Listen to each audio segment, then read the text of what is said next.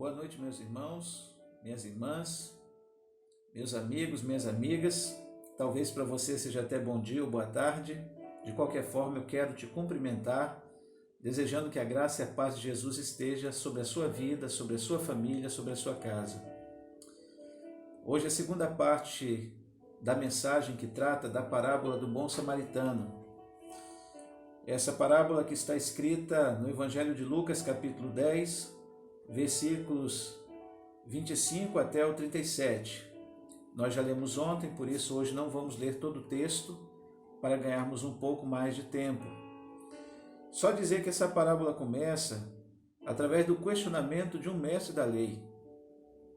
E esse mestre da lei quer perguntar a Jesus o que é preciso fazer para conseguir a vida eterna. Destaque que se ele era mestre, ele sabia a resposta para essa pergunta, mas ele queria pegar Jesus em algum erro, ter do que acusar Jesus. E é o que Jesus vai fazer? Vai responder a ele também com uma pergunta, dizendo: o que é que as Escrituras Sagradas dizem a respeito disso? E como é que você entende que elas dizem? E aquele homem teve que dar a resposta, falando sobre o primeiro e segundo mandamento da lei de Deus, que é amar a Deus sobre todas as coisas e ao próximo como a si mesmo. Resumindo, Jesus diz: a sua resposta está certa, vai e pratica isso que você está falando. E aquele homem, com tanta vergonha e querendo se justificar, é o que o texto sagrado diz, ele pergunta para Jesus: mas quem é meu próximo? Veja que o mestre da lei não sabia coisas elementares que um aluno de escola dominical sabe responder. E aí Jesus responde a ele falando sobre uma parábola.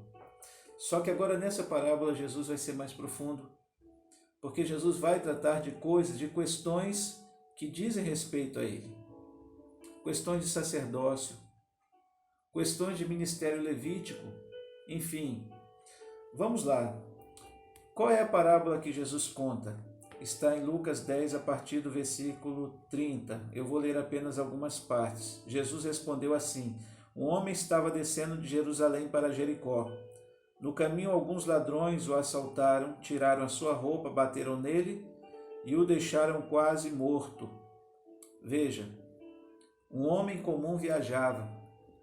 Quando eu digo homem comum, uma pessoa como eu, você, não há destaque para a função pública que esse homem, ou se esse homem exercia. Jesus sequer dá um nome para esse personagem. Não diz se é comerciante, se era escravo, não diz quem era. Se era judeu, se não era. Não, a Bíblia não diz. Era um homem comum, digamos assim. Poderíamos até dar um nome aqui ao nosso personagem, mas não é o caso. Mas a Bíblia diz que ele descia de Jerusalém para Jericó. Veja, a distância de Jerusalém para Jericó era aproximadamente 27 quilômetros. Mas não pense que eram 27 quilômetros de estradas como nós conhecemos, né, asfaltadas ou pavimentadas, não. Eram estradas sinuosas. Para você ter uma ideia, Jerusalém ficava a cerca de 800 metros acima do nível do mar. Por isso a Bíblia diz que esse homem descia de Jerusalém. Jerusalém ficava a cerca de 800 metros acima do nível do mar. E Jericó? Jericó ficava a cerca de 250 metros abaixo do nível do mar. Então essa distância de Jericó para Jerusalém em altitude era mais de 1.000 metros. Era mais de 1.000 metros. Fora a distância, que era cerca de 27 quilômetros. E era uma distância grande. Estrada sinuosa, estrada montanhosa, estrada poeirenta, arenosa, enfim. E esse homem caminhava por essa estrada sem segurança, uma estrada sem proteção. Foi quando de repente ladrões o assaltaram. Jesus detalha como foi que esse homem sofreu. Diz a Bíblia que no caminho alguns ladrões o assaltaram. Não foi um único ladrão, foram vários ladrões. E como foi o assalto, irmãos? Eu não sei se você já sofreu assalto, mas é uma coisa muito ruim. Eu já passei por alguns episódios e graças a Deus o Senhor preservou minha vida. já sofri agressão, já sofri perda. É muito ruim sofrer assalto. E a Bíblia diz que esse assalto, ele foi cercado de uma violência muito grande, porque homens o cercaram, homens bateram nesse viajante, nesse homem comum, nesse cidadão comum, e arrancaram-lhe a roupa. Veja, diz a Bíblia que tiraram a roupa. Quando alguém arranca a roupa de outra pessoa, expõe a dignidade, expõe a vergonha da pessoa. E veja que Jesus detalha isso por quê? Porque a dignidade desse homem que foi assaltado estava exposta. A vergonha dele foi exposta. Veja se alguém vai ficar sem roupa por um caminho, viajando. Não. Esse homem se sentiu humilhado, envergonhado. Diz a Bíblia que bateram nele. Bateram nele.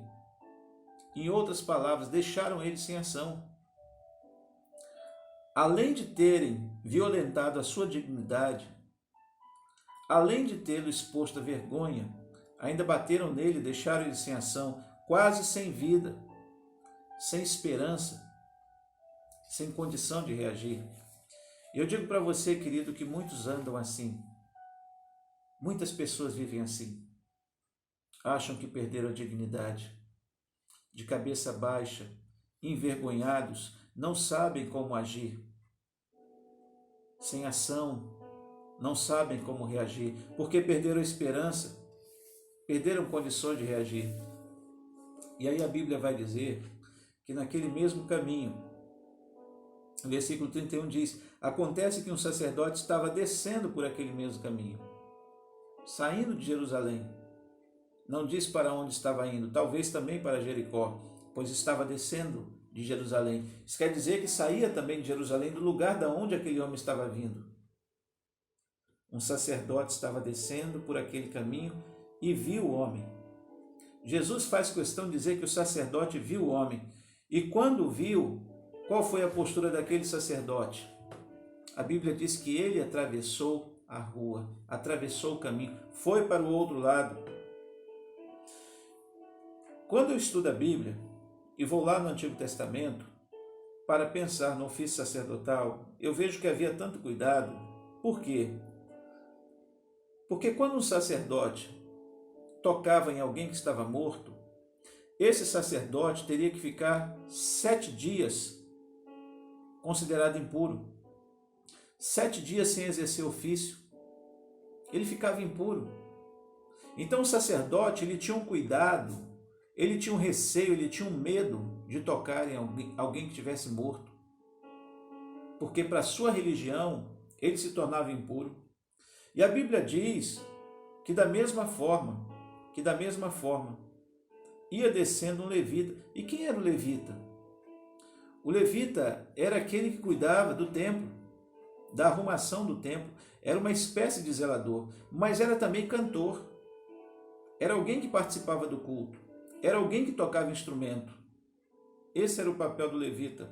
E o levita também sabia que se tocasse alguém que estivesse morto, ficaria 7 dias impuro. Está escrito lá no livro de Números, e você vai ver essas informações no livro de Levítico, capítulo 21, Números, capítulo 6, Números, capítulo 19, enfim, fala que não podia tocar em quem estava morto. Só que tem um porém. Jesus não fala que esse homem que foi assaltado estava morto. A Bíblia diz que ele estava quase morto. Esse homem precisava de ajuda. Esse homem precisava de alguém. E aquele sacerdote atravessou a rua ao ver que alguém precisava dele. Ao ver que alguém estava quase morto. E esse levita agiu da mesma maneira. Atravessou a rua, atravessou o caminho ao ver que alguém precisava dele. O cuidado deles com a religião era tão grande, era tão forte, que eles pensavam muito mais na religião do que na vida. E o que é que Jesus está ensinando? Mais importante é a vida e não a religião. Mais importante. Diz a Bíblia que o homem, o viajante, o agredido não estava morto, mas precisava ser ajudado. E eu quero dizer para você, querido, que religião ela só tem sentido se ela for como Jesus ensina, se valorizar a vida. Se a vida estiver acima dos ritos, acima dos conceitos, acima dos dogmas, só assim ela terá valor. Amém? Vou fazer uma pausa aqui e amanhã, se Deus quiser, nós vamos terminar essa mensagem, a terceira parte da parábola do bom samaritano, em função do nosso tempo ser limitado. Vamos orar? Senhor, ajuda-nos a entender a Tua vontade e valorizar o que é essencial. Dar valor à vida de quem precisa, a vida de quem está caído, a vida de quem está machucado, a vida de quem está aflito, a vida daquele que perdeu a dignidade, Senhor. Eu te peço, Pai, toma-nos em Tuas mãos e livra-nos do mal. Guarda a nossa vida em Tuas mãos, Senhor. Livra-nos de todo mal e cuida daquele, Pai, que está caído, que está aflito, que está doente, que foi ferido. No nome santo de Jesus, nosso Senhor, nós a Ti oramos e agradecemos hoje e para sempre. Amém, Senhor. Deus te abençoe. Um beijo no seu coração e até amanhã, se Deus quiser.